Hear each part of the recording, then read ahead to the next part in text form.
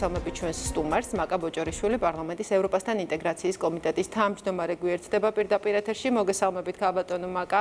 გმადლობთ გადაცემაში მონაწილეობისათვის.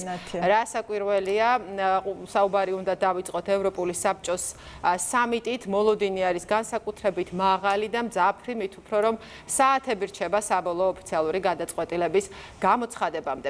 ევროკავშირის ლიდერების საჯარო განცხადებებში ვისმენთ, რომ გაფართოება დღეს ყველაზე მნიშვნელოვანია. გესმით ჩემი ქალბატონო მაკა?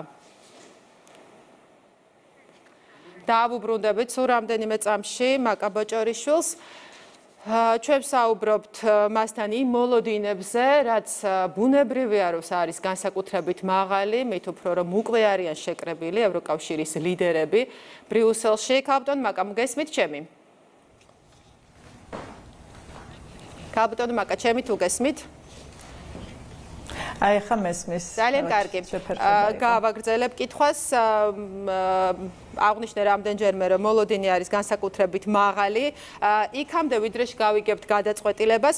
ევროკავშირის ლიდერების საჯარო განცხადებებში ვისმენთ, რომ გაფართოება დღეს არის ყველაზე მნიშვნელოვანი და განსაკუთრებით მნიშვნელოვანია ამ დროს სწორი გადაწყვეტილების მიღება. როგორია მოლოდინი ამ სწორი გადაწყვეტილების პირველ რიგში დღეს ალბათ სწორედ ეს კითხვა უნდა დავსვათ. საღამომშვიდობის მივესალმებით ჩვენს მაყურებელს. ნამდვილად ასეა, ეს არის ძალიან მნიშვნელოვანი გადაწყვეტილება, როგორც საქართველოსთვის, ბუნებრივია ჩვენ ამ გადაწყვეტილებას ველით, ასევე თავად ევროკავშირისთვის, ვინაიდან საკითხი, რასაც განიხილავენ დღეს ევროკავშირის ლიდერები, რეალურად არის ის თემა, რამაც უნდა განსაზღვროს მომავალში ევროკავშირი როგორი იქნება, რა შემადგენლობით იქნება და როგორი უნდა იყოს მომავალი 10 წლეულები ევროკავშირისთვის. შესაბამისად ბუნებრივია რამხელა პასუხისმგებლობაა ამ გადაწყვეტილების მიღება და ბუნებრივია რომ არ არის ასეთი გადაწყვეტილების მიღება და ლიდერები შესაბამისად განსაკუთრებული სიფრთხილით და მთელი გულისყურით განიხილავენ ნებისმიერ საკითხს, რაც უკავშირდება ევროკავშირის გაფართოებას მომავალში.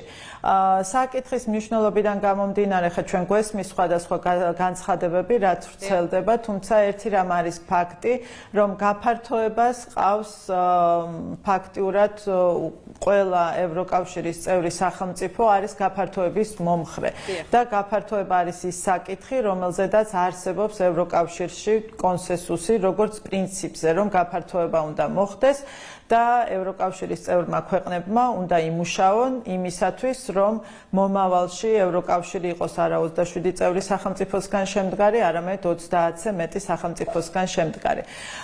თუმცა ახლა ჩვენთვის, რა თქმა უნდა, საქართველოსთან დაკავშირებული საკითხია განსაკუთრებული მნიშვნელობის ამ გადაწყვეტილების პროცესში. ეს არის ამ შემთხვევაში კანდიდატის სტატუსის მინიჭება და ჩვენთვის საყურადღებო პირველ რიგში არის ის განცხადებები, რაც საქართველოსთან დაკავშირებით კეთდება და უმეტესად ეს არის როგორც გვესმის პოზიტიური განცხადებები. ევროკავშირის წევრი ქვეყნები მხარს უჭერენ ცალსახად საქართველოს საკითხს, კანდიდატის სტატუსის მინიჭებას და შეიძლება ითქვას, რომ აქ არანაირი აცდენა არ არსებობს ევროკავშირის წევრი ქვეყნების პოზიციასა და ევროკომისიის რეკომენდაციას შორის, რომელიც სულ რაღაც ერთი თვის წინ გასცა ევროკომისია. ქალბატონო მაკა, მოდი იმაზეც ვისაუბროთ, რამდენად საყურადღებოა მაგალითად ის განცხადებები, რაც ისმის უკრაინასთან დაკავშირებით. ყველა ვადევნებდით თვალს, თუ რა ხდებოდა ამ დღეების განმავლობაში ბრიუსელში, იქამდე ვიდრე იქ შეიკრებებოდნენ ევროკავშირის წევრი ქვეყნების ლიდერები, საკმაოდ დაძაბული დებატები მიმდინარეობდა 2 დღით ადრე, როდესაც ბრიუსელში ტარდებოდა ევროკავშირის წევრი ქვეყნების ევროპის საქმეთა მინისტრების მინისტერიალი. ყველამ კარგად ვიცით ვიქტორ ორბანის პოზიცია უკრაინის საკითხთან დაკავშირებით და რამდენად საყურადღებოა ეს თემა საქართველოს კონტექსტში. ბევრჯერ დაგვისვამს ეს კითხვა, მაგრამ კიდევ ერთხელ უნდა ვისაუბროთ ამაზე, მით უფრო რომ ახლა უკვე გადაწყვეტილების მომწიფების დრო არის, ანუ რამდენად საყურადღებო შეიძლება იყოს უკრაინასთან დაკავშირებული პოზიცია საქართველოსთან მიმართებით. თუმცა ისიც აღსანიშნავია, მაგალითად ფინეთის პრემიერმა თქვა დღეს, რომ ყველა სახელმწიფოს განვიხილავთ როგორც ერთად, ისე ცალ-ცალკეო. აი ეს რა მოლოდინებს გვიჩენს? რა თქმა უნდა, ახლა დღეს ჩვენ ხედავთ, რომ ეს არის გაფართოების პაკეტი და ამ პაკეტში შედის, ასე ვთქვათ, ყველა იმ სახელმწიფოსთან დაკავშირებით გადაწყვეტილების საკითხი, რომელიც არის ევროკავშირის გაფართოების პოლიტიკის წევრი. მათ შორის არიან, რა თქმა უნდა, საქართველო, უკრაინა და მოლდოვა. ამ შემთხვევაში იცით, რომ ევროკომისიის რეკომენდაცია გაცემულია უკრაინასთან და მოლდოვასთან შემდგომი ნაბიჯის გადადგმასთან დაკავშირებით, რაც ჟღერდება არ დაუფარავს ვიქტორ ორბანს საკუთარი პოზიცია, უნგრეთის პოზიცია არის, რომ მათ კითხვები აქვთ უკრაინასთან, უკრაინის მზაობასთან დაკავშირებით, რამდენად მზად არიან იმისათვის, რომ მოლაპარაკებები დაიწყოს ევროკავშირში გაწევრიანებისთვის. სხვადასხვა ფაქტორების გათვალისწინებით, პირველ რიგში, რა თქმა უნდა, ეს ფაქტორი არის ის საომარი მდგომარეობა და საომარი ვითარება, რომელსაც დღეს ადგილი აქვს უკრაინაში. ჩვენ გვესმის მხოლოდ და მხოლოდ თქვათ ხმამაღლარად ჟღერდება უნგრეთის პოზიციები ამ საკითხზე, თუმცა კულუარებში სხვადასხვა წევრი სახელმწიფოები, რა თქმა უნდა, აყენებენ სხვადასხვა საკითხებს. ეხლა ამ მომენტში ჩვენთვის მნიშვნელოვანია, რომ საქართველოსთვის იყოს კანდიდატის სტატუსი მინიჭებული და არ აღმოჩნდეს, რა თქმა უნდა, საქართველო რაიმენაირად, თქვათ, მსხვერპლი სხვა საკითხების დაბლოკვის ან განხილვის დროს რაღაცა განსხვავებული პოზიციების დაფიქსირებისა, ხო? ნაკლებად სავარაუდოა, რომ მოხდეს, თქვათ, ამ ქვეყნების გამოცალკევება დღეს პაკეტისგან ასე დგას დღის წესრიგში და მოველით, რომ კონსენსუსი იქნება ევროკავშირის წევრ ქვეყნებს შორის მიღწეული.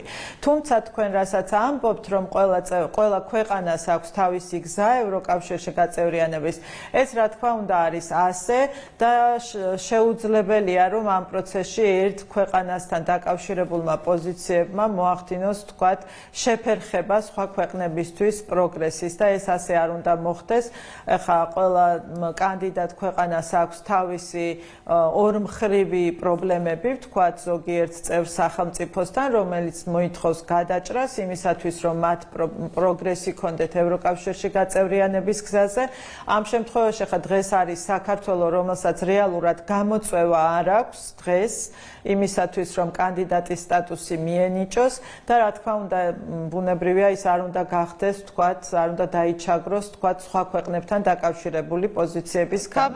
მაგრამ რა თქმა უნდა, ეს არის კომპლექსური გადაწყვეტილება და რა თქმა უნდა, ეს მოითხოვს ძალიან ბევრ დისკუსიას ევროკავშირის წევრი ქვეყნების მხრიდან და ამ შემთხვევაში მე მოლოდინი მაქვს, რომ კონსენსუსი იქნება მიღწეული, თუმცა ზოგადად უკრაინის თემა სამომავლოდ ალბათ იქნება ის ერთ-ერთი პრობლემური თემა გაფართოების პაკეტში, რომელზეც ევროკავშირის წევრ ქვეყნებს ძალიან ბევრი მსჯელობა მოუწევთ, თუ როგორ უნდა წარიმართოს უკრაინის გაწევრიანების საკითხი ევროკავშირში და ეს არ იქნება მხოლოდ და მხოლოდ ორბანის პოზიცია და არ იქნება მხოლოდ და მხოლოდ უნგრეთის პოზიცია.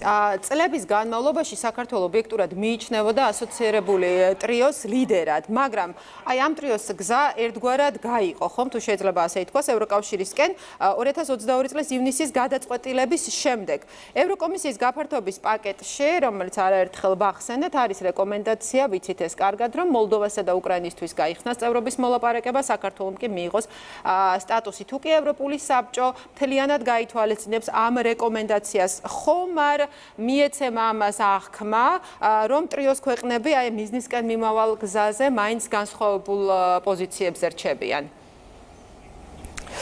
კი, ჩვენ ტრიოს ქვეყნები ვიყავით და ეს ტრიო არსებობდა მაშინ, როდესაც სამივე ქვეყანა სარგებლობდით ევროკავშირთან ასოცირებული ქვეყნის სტატუსით, ხომ? ეს იყო ის სტატუსი, რომელიც ჩვენ განგვასხვავებდა აღმოსავლეთ პარტნიორობის 6 ქვეყანას შორის, ხო? იცით 2009 წლიდან არსებობს აღმოსავლეთ პარტნიორობის პოლიტიკა, რომლის წევრებიც იყვნენ საქართველო, აზერბაიჯანი, სომხეთი, ბელარუსი, უკრაინა და მოლდოვა. საქართველო, უკრაინა, მოლდოვა ამ 6 ქვეყანას შორის განსხვავებული იყო იმით, რომ ევროკავშირთან ჰქონდა ასოცირების შეთანხმება ღრმა და ყოვლისმომცველი თავისუფალი ვაჭრობის შეთანხმებით, რაც განასხვავებდა ხარისხობრივად ჩვენს ურთიერთობებს ევროკავშირთან. ევროკავშირთან. ეს იყო ტრიოს მთელი არსი და ეს იყო ის ასევე, რომ ამ სამ ქვეყანას სურდა გაცხადებული ქონდა ევროკავშირში გაწევრიანების სურვილი, სურდა ევროკავშირში გაწევრიანების გზაზე გადაედგა წინ ნაბიჯები. რაც მოხდა 2022 წლის ივნისში იყო ის, რომ სამივე ქვეყანას გაუჩნდა ევროკავშირში წევრობის პერსპექტივა და სამივე ქვეყანამ ავტომატურად პოლიტიკური გადაწყვეტილების საფუძველზე, რა თქმა უნდა, გადაინაცვლა უკვე ევროკავშირის გაფართოების პოლიტიკაში.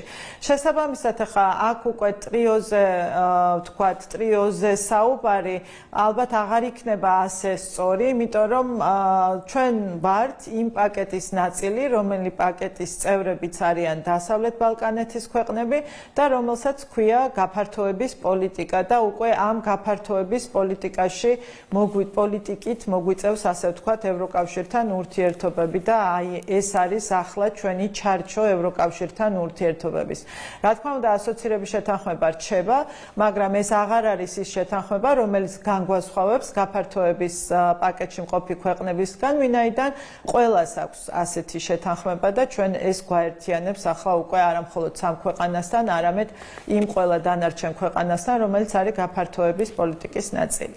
და ერთი კითხვაც ქალბატონ მაკა შარლ მიშელის წერილში, რომლითაც ევროპული საბჭოს პრეზიდენტმა ევროკავშირის წევრი სახელმწიფოების ლიდერებს მიმართა სამიტის დაწყებამდე წერია, რომ ახლა არის გადაწყვეტილების მიღების დრო, მოგიწოდებთ ყველას მოხვიდეთ სამიტზე კომპრომისის სულისკვეთებით, კოლექტიური პასუხისმგებლობის გრძნობით და წინ დააყენოთ ევროკავშირის ინტერესები და ღირებულებები. აი ამ წერილის სულისკვეთებიდან გამომდინარე, როგორ შეაფასებთ თქვენ, როგორი ტესტი შეიძლება იყოს ეს სამიტი და მისი გადაწყვეტილება თავად ევროკავშირის ერთიანობისთვის და თუ ვერ შედგა კომპრომისი, რა ტიპის გზავნილად შეიძლება ეს ჩაითვალოს რუსეთისთვის, რომლის თავდასხმამ უკრაინაზე 2022 წლის თებერვლიდან შექმნა ახალი რეალობა და სწორედ ამ ახალი რეალობის ხაზგასმით იწყება შარლ მიშელის ეს წერილი, რომელიც ვახსენე. რა თქმა უნდა, ისტორიულად ახლა გეოპოლიტიკურ კონტექსტზე არაერთხელ გვისაუბრია და არაერთხელ აღვინიშნავს, რომ ევროკავშირის გაფართოების თემაზე საუბარი სწორედ გეოპოლიტიკური კონტექსტიდან გამომდინარე დაიწყო ამჯერად და გაჯერებულია, ასე ვთქვათ, ეს პროცესი, რა თქმა უნდა, გეოპოლიტიკური კომპონენტით და პოლიტიკური გზავნილების კომპონენტით.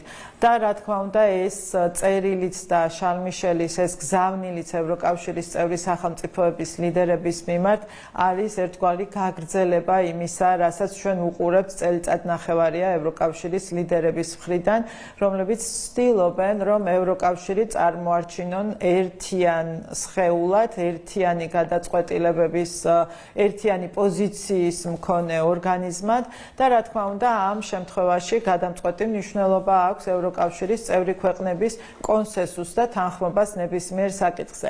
ეხლა რაც შეეხება საკითხს, ჩვენ არაერთხელ გვინახავს ახლა დღეს განსაკუთრებული ყურადღებით ვადევნებთ თვალს გამომდინარე იქიდან, რომ საქართველოს საკითხი განიხილება, თუმცა არც ერთი გადაწყვეტილება ვთქვათ არ ყოფილა მარტივი მისაღები. ხა თქვენ თუ გაიხსენებთ როგორ ხდებოდა მსჯელობები სანქციების პაკეტებზე, საკმაოდ რთული გადაწყვეტილებები იყო, საკმაოდ რთული იყო კონსენსუსის მიღწევა ევროკავშირის წევრ ქვეყნებს შორის და ყოველთვის თან ახლდა რაღაცა ესეთი მძიმე ვთქვათ დისკუსიები და განცდა რომ თითქოს შეუძლებელი შეიძლებოდა ყოფილიყო კონსენსუსის მიღწევა, მაგრამ მთელი სიძლიერე ევროკავშირის არის იმაზე, რომ ამ ორგანიზაციას, ამ სახელმწიფოებს შეუძლიათ საჭიროებიდან გამომდინარე მიაღწიონ კონსენსუსს და მიიღონ კონსენსუსური ერთიანი გადაწყვეტილება, რომელიც მნიშვნელოვანია ევროკავშირის მომავლისთვის და ეს არის სწორედ ასეთი გადაწყვეტილება, რეალურად ამ გადაწყვეტილებით ისაზღვრება ევროკავშირის მომავალი 10 წლეულები, როგორი იქნება ევროპა. ძალიან დიდი მადლობა, გმადლობთ გადაცემაში მონაწილეობისათვის, ვიქონიოთ ყველა იმედი, წარმატება საქართველოს და წარმატება გაფართოების პაკეტში ნახსენებ ყველა ქვეყანას, რომლებიც ელოდებიან ევროპული საბჭოს გადაწყვეტილებას. ეს იყო მაკა ბოჭორიშვილი პარლამენტის